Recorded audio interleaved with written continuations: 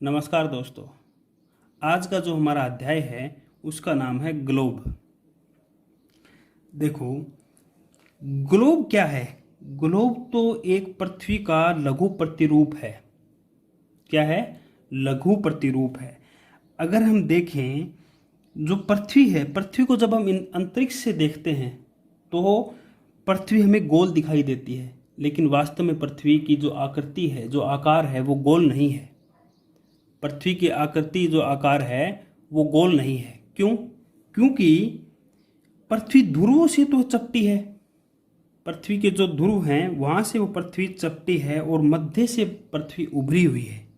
कैसे? ये बात हम कैसे कह सकते हैं? देखिए, इस बात को समझने के लिए ये मैंने पृथ्वी बनाई है, ठीक है। अब इसमें ये तो है इसका ध्रुवीय व्यास। क्या है? इसका ध्रुवीय व्यास।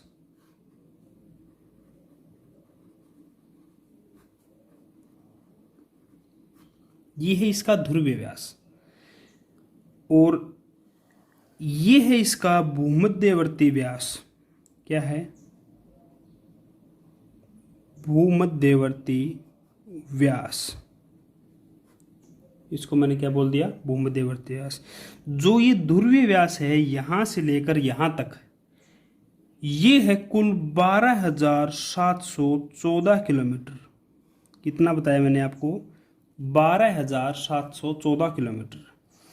जो ये भूमध्यवर्ती व्यास है यहां से लेकर यहां तक, ये कुल है 12,756.6 किलोमीटर। कितना? 12,756.6 किलोमीटर।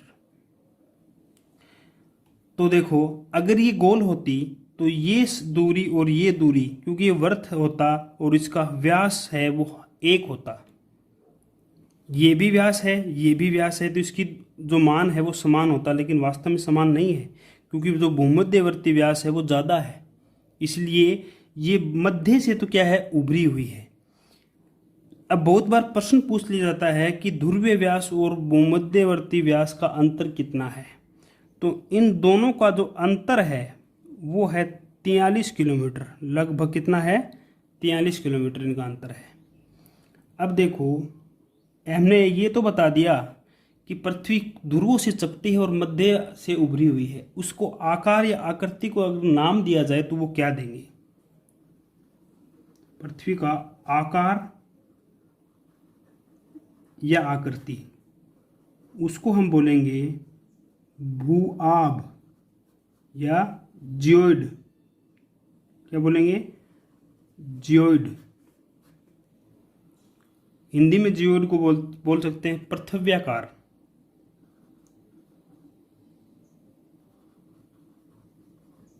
क्या बोल सकते हैं? पृथ्व्याकार। सबसे पहले जो ये पृथ्वी है इसको भूआभ या पृथ्व्याकार किसने कहा? किस खगोल शास्त्री ने कहा? तो एक खगोल शास्त्री थे जिनका नाम था जो रिचर। क्या नाम था? जो रिचर। इन्होंने सबसे पहले पृथ्वी का आकार बताया। कब बताया था? ये बताया था 1671 में। सन 1671 में सबसे पहले खगोल शास्त्री हुए जो रिचर, जिन्होंने पृथ्वी के आकार या आकृति के बारे में बताया था। ये है, ये तो हमने सोच लिया, ये तो हमने इसका समझ लिया, जितना भी इसका व्यास है, इसकी जो आकार है, इसकी जो आकृति है, उसके बारे में। अब हम बात करेंगे, आपने नाम सुना होगा कक्ष और अक्ष। पृथ्वी का कक्ष क्या है? पृथ्वी का अक्ष क्या है? देखो, ये है पृथ्वी।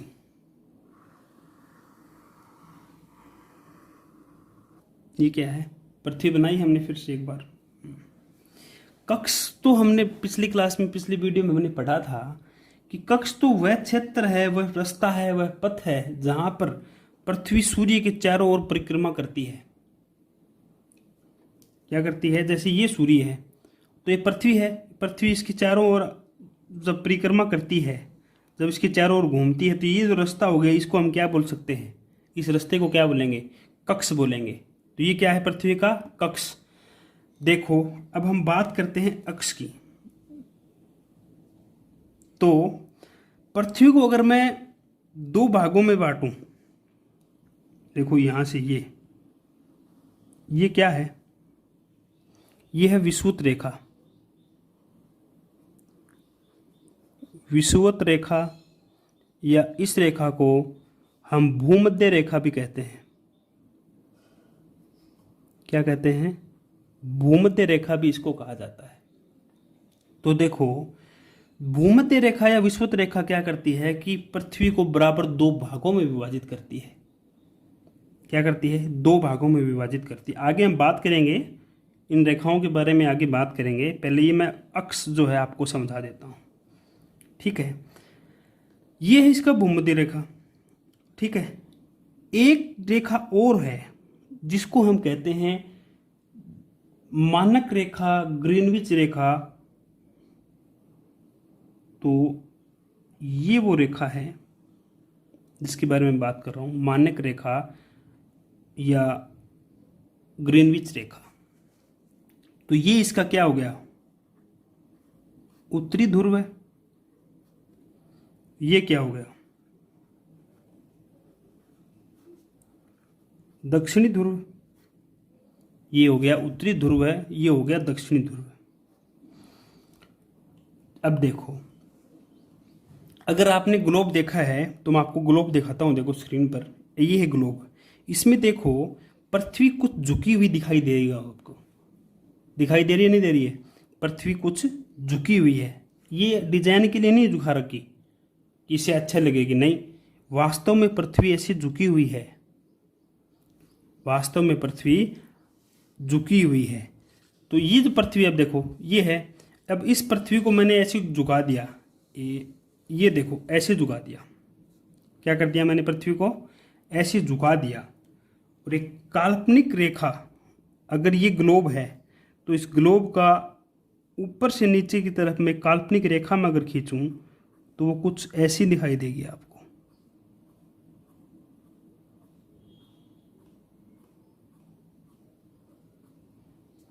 कैसी दिखाई देगी? इस प्रकार से आपको दिखाई देगी। देगी नहीं देगी? हाँ। तो ये है पृथ्वी का अक्ष।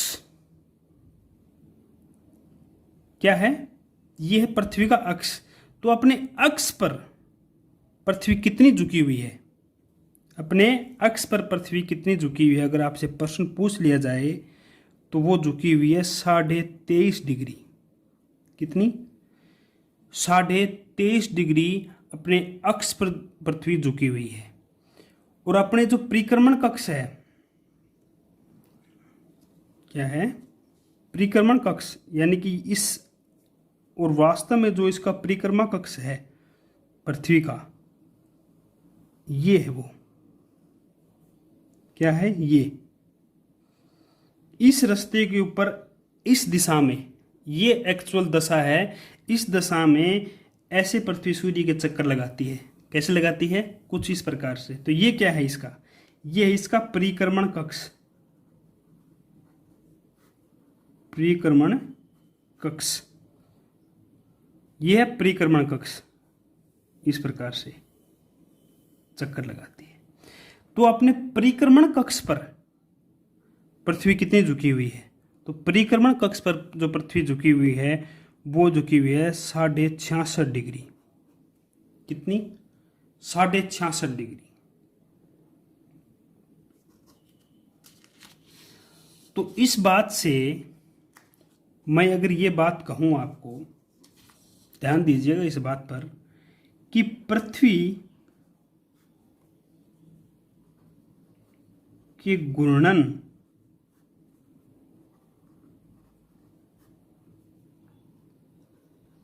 करने का अक्ष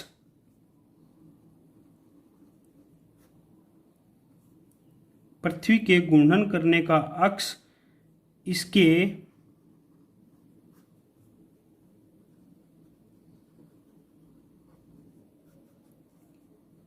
परिक्रमण कक्ष पर झुका हुआ है। क्या है, परिक्रमण कक्ष पर झुका हुआ है। तो है कि नहीं बताओ भाई, ये तो इसका अक्ष और ये है इसका परिक्रमण कक्ष, तो परिक्रमण कक्ष पे झुका हुआ नहीं झुका हुआ, झुका हुआ ना, बस तो यही तो बात थी। अब देखो, पृथ्वी सूर्य के चारों ओर जब चक्कर लगाती है तो ऐसे चक्कर तो लगाती ही लगाती है, ऐसे चक्कर तो लगाती ही लगाती है, साथ ही साथ में पश्चिम से, साथ ही साथ में पश्चिम से पूर्व की ओर घूमती भी है। क्या करती है, इस प्रकार रोटेट भी करती है, कुछ इस प्रकार, कुछ इस प्रकार देखो रोटेट भी करती है। तो किस दिशा में रोटेट करती है, किस दिशा में घूमती है, तो पृथ्वी अपने अक्ष पर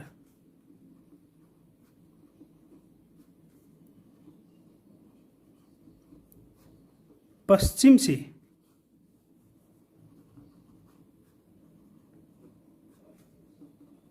पूर्व की ओर घूमती है या घूर्णन करती है। क्या करती है, घूर्णन करती है। आगे हम गतियों के बारे में पढ़ेंगे तब उसमें अच्छे स्पष्ट रूप से हम इसको देखेंगे। तो ये देखो, इसका हो गया अक्ष और कक्ष। अब हम बात करें, आपने रेखाएं देखी होंगी, अक्षांश और देशांतर रेखा। कौन सी रेखा, अक्षांश और देशांतर रेखा। तो पहले हम अक्षांश रेखाओं के बारे में बात करेंगे। तो देखो, अक्षांश क्या है, अक्षांश। अब देखो, बहुत बार क्या है कि ये कंफ्यूजन रहता है कि अक्षांश रेखाएं होती कौन सी हैं, ये वाली अक्षांश रेखाएं हैं कि ये वाली अक्षांश रेखाएं हैं, समझ नहीं आता। तो देखो, एक सीधी और सिंपल ट्रिक है इस चीज़ की। जैसे मैंने लिखा अक्षांश, तो मैंने क्या लिखा, अक्षांश, तो ये क्या है, अक्षांश रेखाएं। जो इस प्रकार जो रेखाएं आएंगी वो अक्षांश होगी। मैं लिखता हूं देशांतर, क्या लिखे मैंने, देशांतर। तो ये जो रेखाएं होंगी आड़ी, जो उत्तर से दक्षिण की ओर जो रेखाएं जाएंगी वो होंगी देशांतर, और पश्चिम से पूर्व या पूर्व से पश्चिम की ओर जो हम रेखाएं खींचेंगे वो होगी अक्षांश। ठीक है, देखो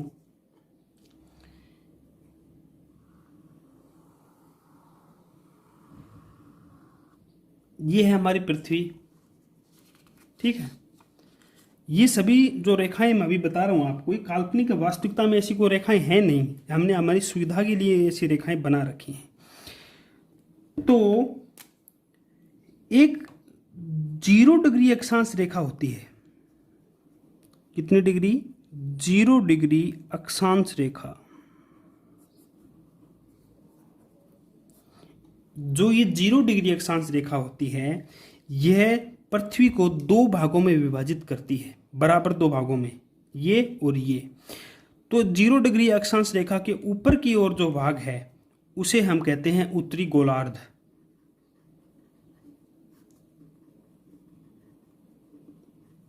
क्या कहते हैं, उत्तरी गोलार्ध। और जो 0 डिग्री दक्षिण, जो 0 डिग्री अक्षांश रेखा के दक्षिण में जो भाग है उसे हम कह देंगे दक्षिणी गोलार्ध।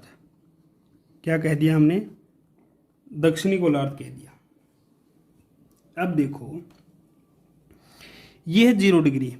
ऐसे ही जब हम उत्तर की ओर यहाँ से जाएंगे, जब हम यहाँ से उत्तर की ओर जाएंगे तो 1 degree, 2 degree, 3 degree, 4 degree, 5 degree, 6 degree, 7 degree, 8 degree, ऐसे करते करते जब हम यहाँ पहुँचेंगे तो हम 90 डिग्री पर आ जाएंगे।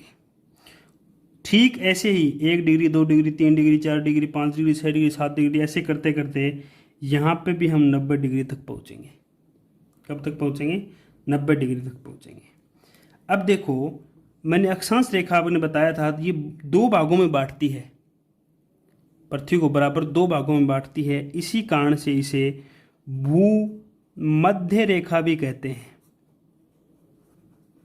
क्या कहते हैं इसे, भूमध्य रेखा भी कहते हैं। इसे विषुवत रेखा भी कहते हैं। क्या कहते हैं, ये सब एक ही नाम है, अक्षांश रेखा के, 0 डिग्री अक्षांश रेखा के नाम है भूमध्य रेखा या विषुवत रेखा।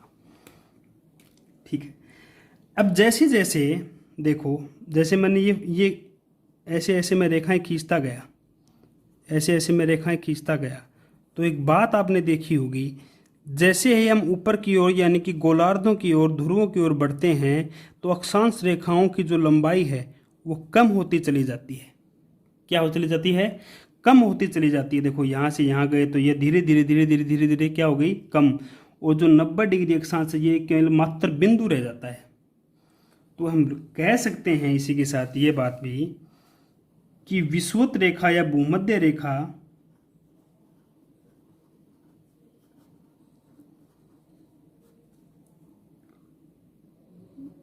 से उत्तर या दक्षिण में जाने पर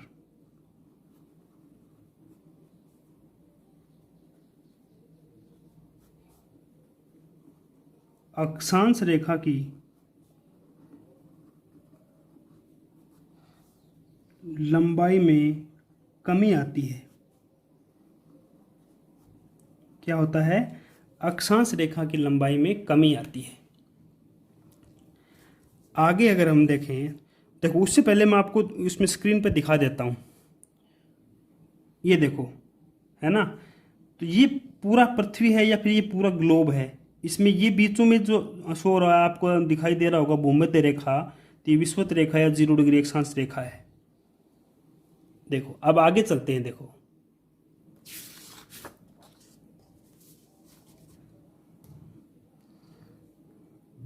एक बार फिर से मैंने ग्लोब या पृथ्वी को बना लिया। ठीक है। अब देखो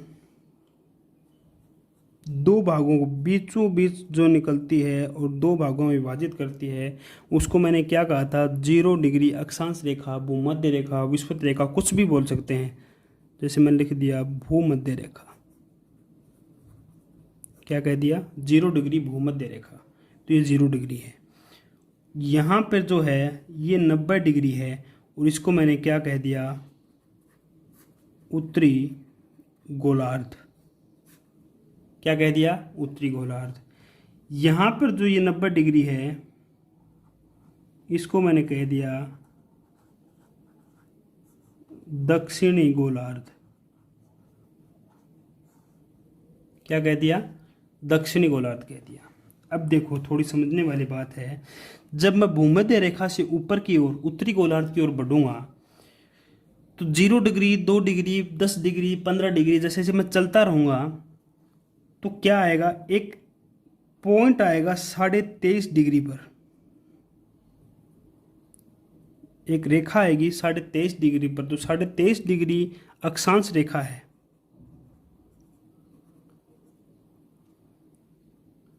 23.5 डिग्री उत्तरी अक्षांश जो रेखा है उसको हम कहते हैं कर्क रेखा।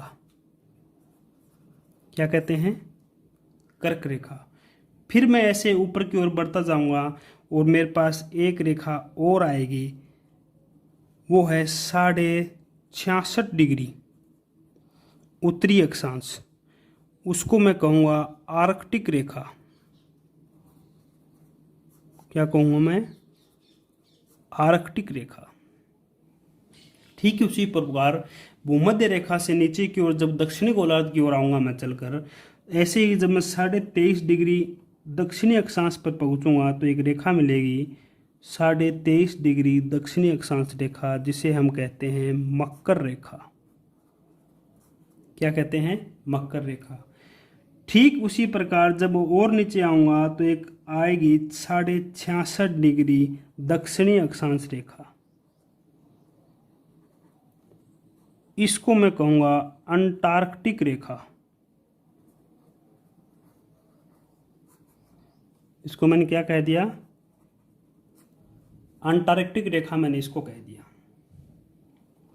देखो अब ऐसे जब मैं इनको खींचूंगा, जैसे जैसे मैं इनको ऐसे रेखाएं बनाते जाऊंगा, 66 से 80 पहुंचूंगा, 80 से 85 पहुंचूंगा, धीरे धीरे जब मैं 90 में पहुंचूंगा तो एक रेखा न होकर केवल एक बिंदु बचेगी। क्या बचेगा? एक बिंदु बचेगा। तो देखो जो मकर रेखा और कर्क रेखा के बीच का जो भाग है कर्क रेखा और मकर रेखा के बीच का जो भाग है, ये क्षेत्र है, ये जो क्षेत्र है, ये जो क्षेत्र है बीच का, ये इस क्षेत्र को क्या कह दिया गया? इस क्षेत्र को नाम दिया गया उष्ण कटिबंध। क्या नाम दिया गया? उष्ण कटिबंध नाम इसको दे दिया गया। क्यों? क्योंकि यहां पर तापमान स्वरूप बहुत ज़्यादा तापमान रहता है, तापमान बहुत अधिक रहता है, इसके कारण इसको उष्ण कटिबंध नाम दिया गया। जो आर्कटिक रेखा और कर्क रेखा के बीच का भाग है, ये उसको बोल दिया गया शीतोष्ण या उपोष्ण कटिबंध।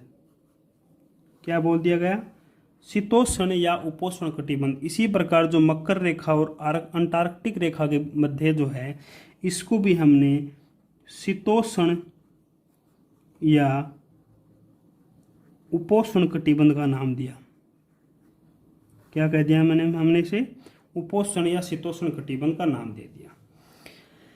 और जब आर्कटिक रेखा के ऊपर की बात होती है, उत्तरी गोलार्ध तक, इसे कहा गया शीत कटिबंध। क्या कह दिया गया? शीत कटिबंध। उसी प्रकार अंटार्कटिक और दक्षिणी गोलार्ध को भी क्या कह दिया गया? शीत कटिबंध। क्या कहा मैंने? शीत कटिबंध। जब जलवायु की बात होगी तो उस बारे में इनके बारे में भी चर्चा करेंगे। ऋतु आएंगी तब इनके बारे में चर्चा करेंगे, आगे आएंगी विस्तार से इस बारे में हम चर्चा करेंगे।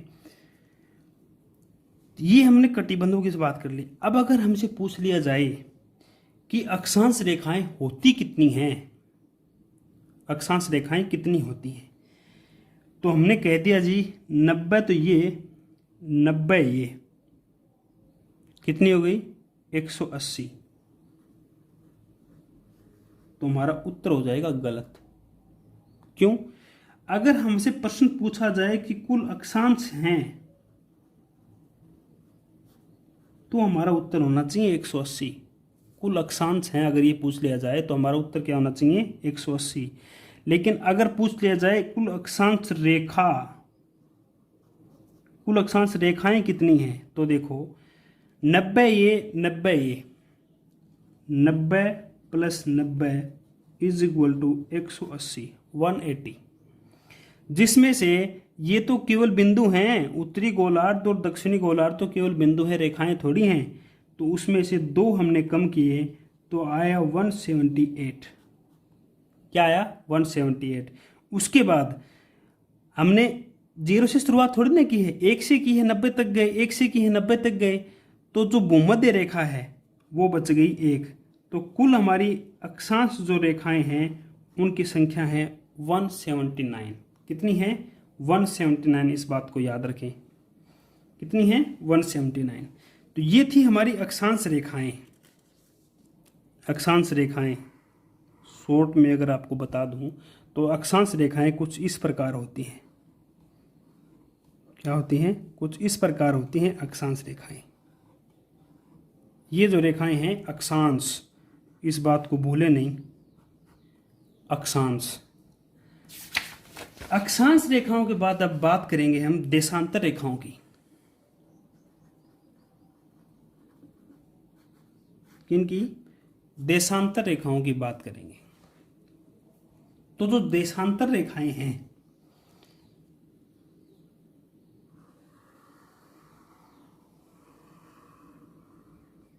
ये देखो, जो देशांतर रेखा है, ये देखो, उत्तरी ध्रुव को दक्षिणी ध्रुव से मिलाने वाली रेखा। किसे? उत्तरी ध्रुव को दक्षिणी ध्रुव से मिलाने वाली रेखा देशांतर रेखा कहलाती है। क्या कहलाती हैं? देशांतर रेखाएं कहलाती हैं। तो ये जो रेखा है ये है हमारी 0 डिग्री देशांतर रेखा। क्या है? 0 डिग्री देशांतर रेखा। तो जो देशांतर रेखाएं होती हैं, वो कुछ इस प्रकार से होती है। ये हमारी देशांतर रेखाएं।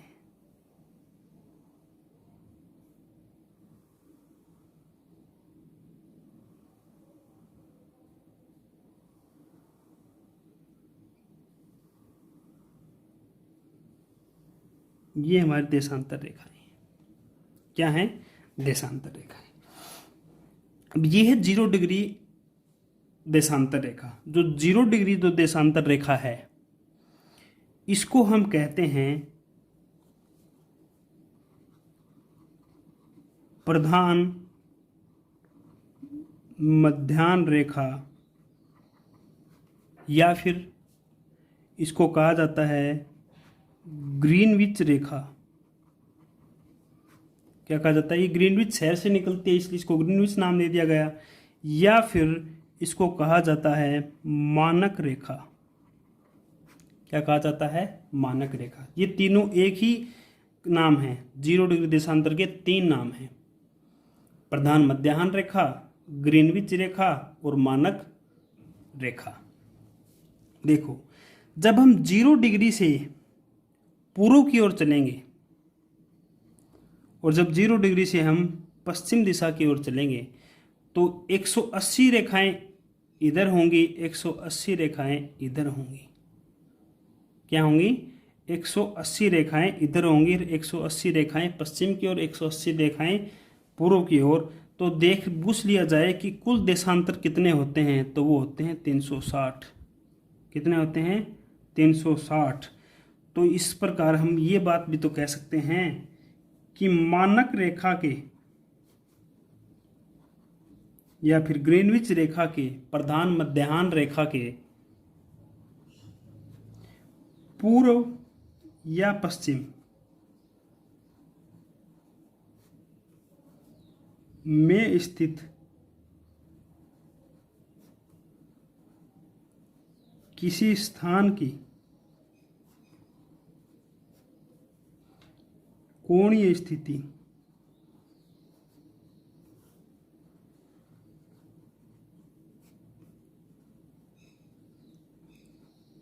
देशांतर कहलाती है। क्या कहलाती है? देशांतर कहलाती है। हाँ कि ना? बताओ, क्या कहलाएगी? देशांतर कहलाएगी। ये थी देशांतर रेखाएं और अक्षांश रेखाएं। देशांतर रेखाओं को और अक्षांश रेखाओं को कंफ्यूज मत हो जाना। आप केवल यही ध्यान रखना कि अक्षांश रेखा अगर पूछ ली जाए तो ये रेखाएं हैं, और देशांतर रेखा पूछ ली जाए तो ये रेखाएं हैं। खड़ी रेखा कौन सी है? देशांतर। और पड़ी रेखाएं कौन सी हैं? अक्षांश। कौन सी हैं? अक्षांश। अब देखो, इनकी हमें जरूरत क्यों पड़ी? इनकी जरूरत क्यों पड़ी? आगे इस बारे में चर्चा हम करते हैं। तो देखो, समय की स्थिति इनसे कैसे ज्ञात की जाती है? पहली बात तो ये है, आपने कभी ऐसा सोचा है कि जो सूर्य है वो सूर्योदय हमेशा पूर्व दिशा से क्यों होता है? सोचा है कभी? भाई, उत्तर से क्यों नहीं होता, दक्षिण से क्यों नहीं होता, पश्चिम से क्यों नहीं होता, केवल पूर्व दिशा से क्यों होता है? उसका कारण यह है कि पृथ्वी अपने अक्ष पर है, पश्चिम से पूर्व दिशा की ओर घूमती है। किस दिशा से? पश्चिम से पूर्व दिशा की ओर घूमेगी, जिसके कारण पूर्व भाग में सबसे पहले सूर्योदय हमें दिखाई देगा। उसका कारण तो है ये। ठीक है। अब देखो, मैं अगर कहूं कि पृथ्वी का जो घूर्णन काल है वो कितना होता है, मैं आपको बता चुका हूं पहले। तो पृथ्वी का जो घूर्णन काल है वो है 1 दिन। 1 दिन में अपना पूरा एक चक्कर 360 डिग्री 1 दिन में पूरा घूम लेती है। अगर मैं इसको कह दूं 24 घंटे तो भी तो सही है, 1 दिन या 24 घंटे। ठीक है। अब ये तो है पृथ्वी का घूर्णन काल। ठीक है। और जो पृथ्वी अपने अक्ष पर कितना डिग्री घूमती है, अपने अक्ष पर कितनी डिग्री घूमती है, कितनी डिग्री घूमती है। तो इसका जवाब क्या होगा, मैंने अभी बताया आपको 360 डिग्री। भाई कोई भी गोल चीज़ है, उसने घूमना स्टार्ट किया तो ऐसे ऐसे ये जब घूमा, जैसे इसने यहाँ से घूमना स्टार्ट किया तो ये ऐसे घूमते घूमते घूमते घूमते घूमते घूमते जब वापस यहाँ आ जाएगा तो इसने कितना कितना कोणीय जो है, इसने कितनी कोण की दूरी तय कर ली, 360 डिग्री कोण पूरा घूम ली। ठीक है, अब इससे हम निकाल सकता हूँ कि 1 घंटे में कितनी घूमेगी पृथ्वी। 1 घंटे में पृथ्वी कितनी घूमेगी, तो 360/24 बराबर क्या आएगी, 15 डिग्री घूमेगी जनाब। कितनी डिग्री घूमेगी, 1 घंटे में 15 डिग्री घूमेगी। तो मैं कह सकता हूं कि 15 डिग्री पृथ्वी को घूमने में 60 मिनट का समय लगेगा। 1 घंटे का मतलब 60 मिनट। भाई एक ही तो बात है, 60 मिनट में कितनी डिग्री घूमेगी या 15 डिग्री कितने मिनट में घूमेगी, तो 60 मिनट में घूमेगी। तो अगर पृथ्वी को 1 डिग्री घूमना हो तो क्या करेगी, तो 60/15, 15 चौका 60, तो 4 मिनट लगेंगी। 1 डिग्री अगर घूमेगी तो 4 मिनट लगेंगी। और 4 मिनट का मतलब क्या हुआ, 4 मिनट का मतलब क्या हुआ कि यहाँ से जब ये इसने घूमना स्टार्ट किया और घूम के वापस यहाँ पर आई, जब वो यहाँ से घूमकर वापस आई, यहाँ से इसने घूमना स्टार्ट किया वापस घूम के आई, तो इस एक देशांतर से इस देशांतर तक घूमने में उसको 4 मिनट का समय लगा। यानी कि ये क्या है, 0 डिग्री देशांतर से आगे 1 डिग्री देशांतर, 2 डिग्री देशांतर, ऐसे चलते चलते कितनी डिग्री, 180 डिग्री। कितना समय लगा, 4 मिनट का।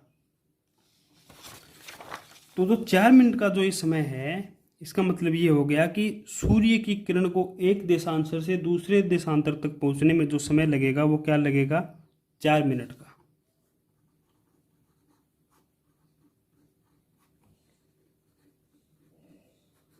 सूर्य की किरण को एक देशांतर से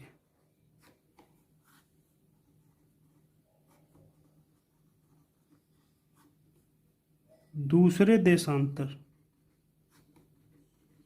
तक पहुंचने में लगा समय कितना है, 4 मिनट का समय लगेगा। तो इसको हम ऐसे भी अगर कहें तो गलत थोड़ी ना होगा कि 2 देशांतरों के बीच का जो अंतर है वो कितना होगा।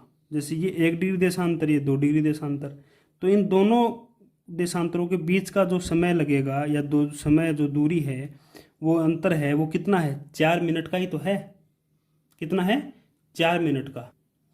अब देखो इस 4 मिनट से ही सब कुछ होगा, सारा खेल इस 4 मिनट का ही है। समय होते हैं 2 प्रकार के, एक तो होता है स्थानीय समय, एक होता है प्रमाणिक समय। तो पहले मैं देखो स्थानीय समय के बारे में आपको बता देता हूं।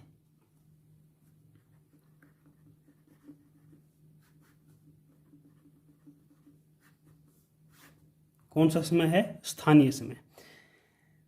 देखो पहले क्या होता था कि समय की गणना सूर्य की स्थिति के आधार पर की जाती थी।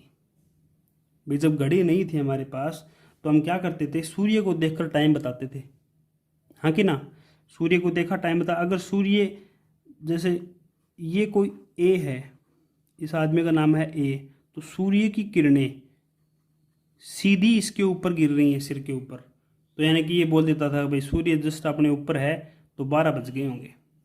क्या बज गए होंगे, 12 बज गए होंगे। अगर सूर्य इधर है तो इसकी परछाई कहाँ बनेगी, इधर इसकी परछाई बनेगी, तो ये बोल सकता है कि भाई हाँ 3 या 4 जो भी बज गए होंगे, सूर्य अस्त का समय होने वाला है। इसकी बात समझ गए। तो इस सूर्य की स्थिति को देखकर ही समय का मान ज्ञात किया जाता था। तो देखो जैसे एक ही देशांतर पर स्थित जो जीव स्थान है, एक मतलब जैसे 0 डिग्री देशांतर है। अब 0 डिग्री देशांतर कुछ इस प्रकार है। अब 0 डिग्री देशांतर पर जो भी है, जितने भी स्थान हैं, उनका समय तो एक ही होगा। उनका समय क्या होगा? अब जैसे 0 डिग्री देशांतर पर 12 बजे हुए हैं, कितने बजे हुए हैं? 12। तो 0 डिग्री देशांतर पर जितने भी स्थान हैं, जितनी भी जगह हैं, वहाँ पे जो समय हमें दिखेगा वो 12 ही तो दिखेगा, इससे अलग थोड़ी ना दिखेगा। हाँ, अगर मैं पहुँच जाता हूँ 1 डिग्री देशांतर पर, और यहाँ पर जो जगह है, इन सभी जगह पर जो समय होगा, क्योंकि यहाँ से चल के यहाँ पे आए तो 12 मिनट नहीं, 12 बजकर 4 मिनट का समय दिखाएगा हमें। अगर हम इससे पीछे जाएं, ठीक है, तो उसमें वो कम हो जाएगा। तो इस प्रकार से देखो, एक और उदाहरण से आपको समझाता हूं। जैसे ए है, क्या है?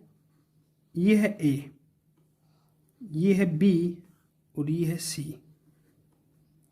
ए का जो मकान है, ए का जो घर है, वो है 0 डिग्री देशांतर पर। कहाँ है? 0 डिग्री देशांतर पर। और बी का जो घर है वो है 1 डिग्री देशांतर पर।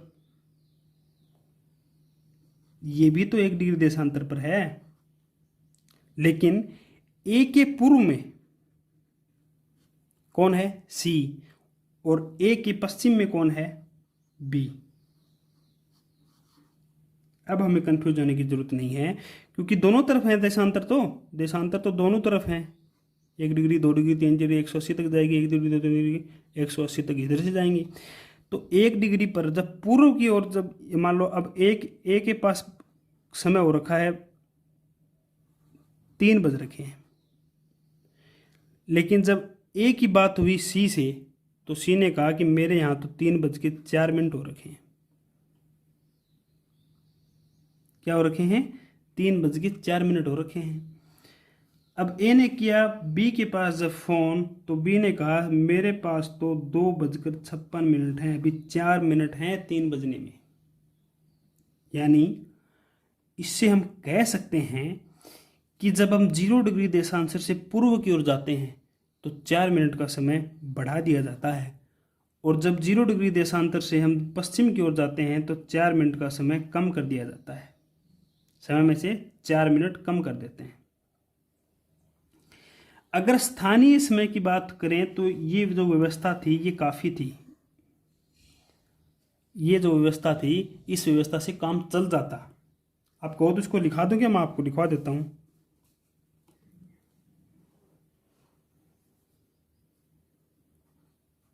जैसे नए पेज पे लिखवा देता हूं, देखो आपको एक ही देशांतर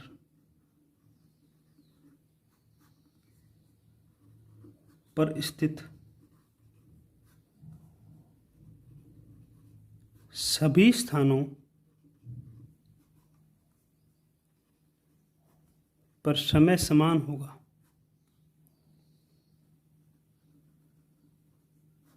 समय जो है वो समान होगा, लेकिन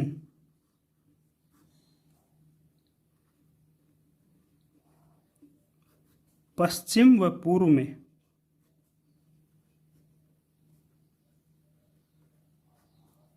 हर देशांतर में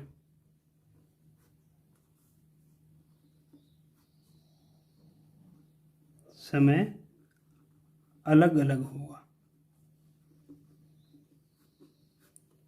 समझ गए? अलग अलग होगा। अब देखो, अगर हम 0 डिग्री देशांतर से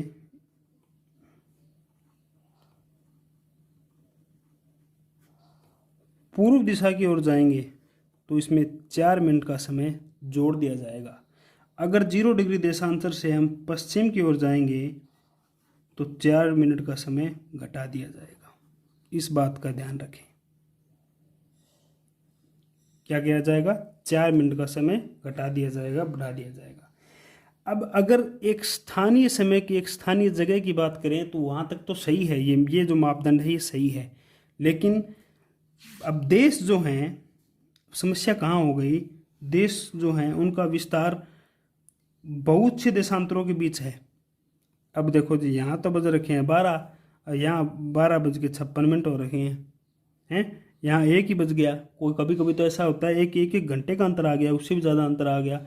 अब मान लो इस जगह पर मीटिंग है, इस जगह पर किसी ने मीटिंग रखी है 12 बजे की, ठीक है, और वो यहाँ से कोई बंदा इस जगह आना है, उसने देख लिया कि 12 बजे मीटिंग है, या फिर आजकल तो कोविड का टाइम चल रहा है, वर्चुअल मीटिंग है, तो यहाँ पे तो सब 12 ही बज गए, लेकिन यहाँ 12 तो बजे ही नहीं अभी। समझ रहे हो ना, इस प्रकार ये समस्या हो गई। तो इसलिए एक प्रमाणिक समय की व्यवस्था की गई, प्रमाणिक समय की एक व्यवस्था की गई। अब जैसे ये तो छोड़ो, देश को छोड़ो, राजस्थान में ही ऐसे हालात हैं कि जयपुर से लेकर जैसलमेर के बीच, जयपुर से लेकर जैसलमेर के बीच ही 5 देशांतरों का अंतर रहता है। 5 देशांतर का अंतर का मतलब हो गया 4 5 20 मिनट का अंतर हो गया। इसलिए हमने इस व्यवस्था को सही किया, एक प्रमाणिक समय की व्यवस्था की। इसकी प्रमाणिक समय की व्यवस्था की। प्रमाणिक समय की व्यवस्था कैसे की? जैसे ये तो है 0 डिग्री देशांतर, क्या है, 0 डिग्री देशांतर है ये रेखा, ठीक है। तो वैसे ही अलग अलग देशों ने अलग अलग अपना एक प्रमाणिक समय या मानक रेखा को चुन लिया। तो भारत में जो मानक समय रेखा है वो तय की गई 82.5 डिग्री देशांतर रेखा। कौन सी रेखा? 82.5 डिग्री देशांतर रेखा को भारतीय मानक समय रेखा कहा जाता है। क्या है ये? भारतीय मानक समय रेखा, इसको कह दिया गया भारतीय मानक समय रेखा। अब देखो, ये तो है 0 डिग्री और ये 82.5 डिग्री। अब 82.5 डिग्री को हम गुणा करते हैं 4 से। इससे 4 से जब गुणा करेंगे तो ये आएंगी 330 मिनट। कितने मिनट आएंगी? क्योंकि 4 मिनट का एक देशांतर के मध्य कितना फर्क का फर्क होगा? 4 मिनट का।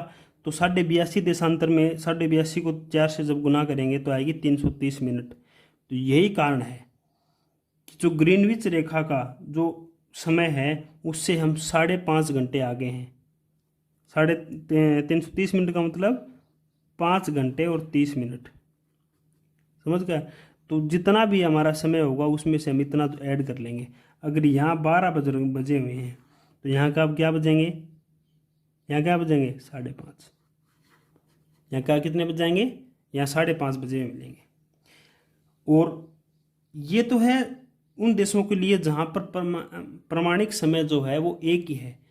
लेकिन बहुत से देश, अब ये तो वहाँ तो समस्या है ही नहीं, उत्तर से पूर्व देश कितना ही बड़ा हो कोई समस्या ही नहीं है, एक प्रमाणिक समय में काम चल जाएगा। लेकिन बहुत से देश ऐसे हैं जैसे अमेरिका है,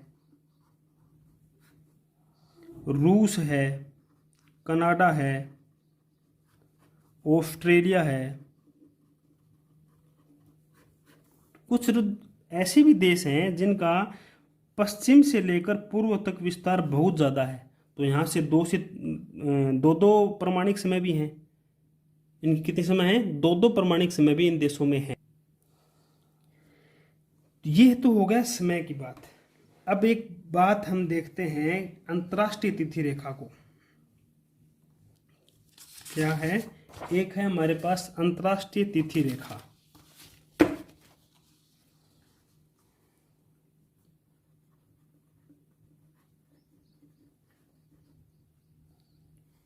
अंतर्राष्ट्रीय तिथि रेखा, जो अंतर्राष्ट्रीय तिथि रेखा मानी जाती है वो मानी जाती है 180 डिग्री देशांतर को। किसको? 180 डिग्री देशांतर को। अब आपके मन मस्तिष्क में एक सवाल आ रहा होगा कि 180 डिग्री देशांतर कौन सी, पूर्वी या पश्चिमी? तो मैं आपको बता दूं 180 जो डिग्री जो देशांतर रेखा है पूर्वी और पश्चिमी दोनों एक ही हैं। कितनी हैं? एक ही हैं। अब एक बात बताओ आपको, जैसे ये जो मैंने अभी देखो अभी जो ये रेखा बनाया, मैं अभी बना रहा हूँ, ये कौन सी रेखा है? ये रेखा है 0 डिग्री देशांतर। कौन सी रेखा है? 0 डिग्री देशांतर रेखा है। अब यहाँ से मैं 180 इधर चलूँगा, यहाँ से 180 इधर चलूँगा, और जैसे ही मैं इसको ग्लोब के रूप में ऐड करूँगा तो देखो ये एक नहीं आ जाएगी, फिर 180 180 एक नहीं हो जाएगी।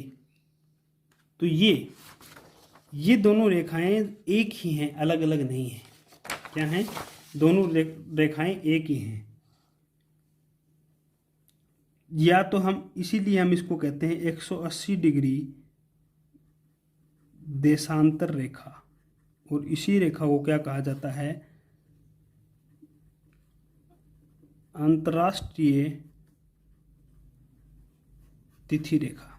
क्या कहा जाता है? अंतर्राष्ट्रीय तिथि रेखा इसको कहा जाता है। अब देखो,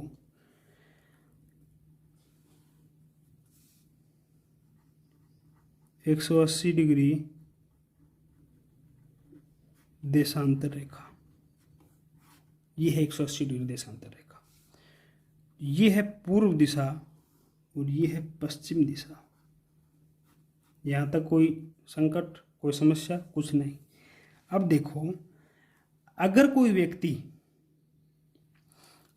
व्यक्ति पश्चिम से चलकर, जैसे ए है वो पश्चिम से चलकर पूर्व की ओर जा रहा है, तो उसे एक दिन जोड़ देंगे। जो भी तिथि है, मान लो यहाँ पर 20 तारीख को चला, तो यहाँ पर जब ये पहुँचेगा 180 डिग्री रेखा को जब क्रॉस करेगा तो एक दिन का समय उसमें जोड़ दिया जाएगा, तो ऑटोमेटिकली 21 तारीख हो जाएगी बैलेंस बनाने के लिए। समझ रहे हो? कितनी तारीख हो गई? 21 तारीख को पहुँचा, तो क्या किया हमने? एक दिन जोड़ दिया। क्या कर दिया? एक दिन हमने जोड़ दिया। अगर यही एक परिस्थिति ये भी तो बनती है कि पूर्व से वापस पश्चिम की ओर जा रहा है। कितनी तारीख को? 21 तारीख। भैया आज के दिन 21 तारीख ही तो है। जब ये वापस इधर आया तो वो डेट क्या हो गई? एक दिन कम कर दिया हमने, एक दिन कम कर दिया। इसका मतलब क्या है?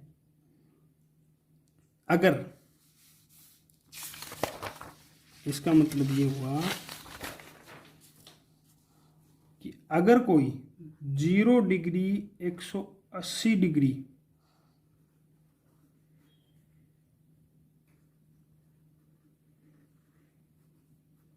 पूर्वी देशांतर के बीच का समय जो है वो तो क्या रहेगा? एक दिन आगे। क्या रहेगा? एक दिन आगे रहेगा। इसी प्रकार 0 डिग्री से 180 डिग्री पश्चिमी देशांतर जो है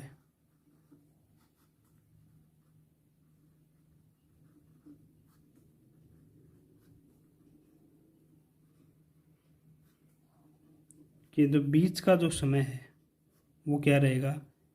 एक दिन पीछे रहेगा। क्या रहेगा?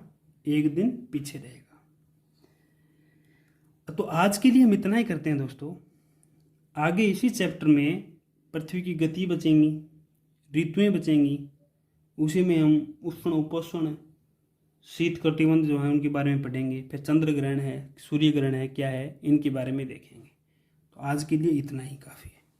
धन्यवाद।